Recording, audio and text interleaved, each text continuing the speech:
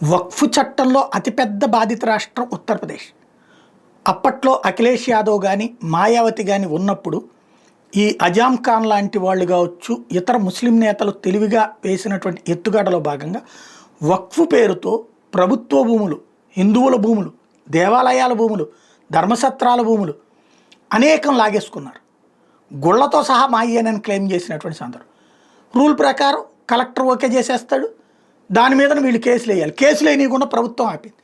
అట్లాగా వేల ఎకరాల భూములు వక్ఫ్ లాగేసుకుంది. దేశవ్యాప్తంగా వక్ఫ్కి 2014కి ముందు, 2014 తర్వాత చూసుకుంటే ఉన్నటువంటి దాంట్లో హయ్యెస్ట్ 2014కి ముందు ఎక్కువ భూములు జమైనవి ఉత్తరప్రదేశ్ ప్రాంతం నుంచినే.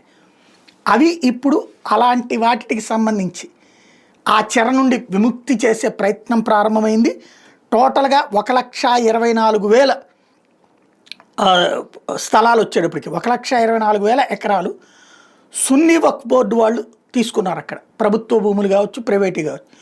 7,785 ఎకరాలు షియా వక్ఫ్ ప్రాపర్టీస్ కింద అక్కడ తీసుకున్నటువంటి ఉంది. ఇప్పుడు వాటి మీద తదుపరి చర్యలకి రంగం సిద్ధం చేసుకొచ్చారు.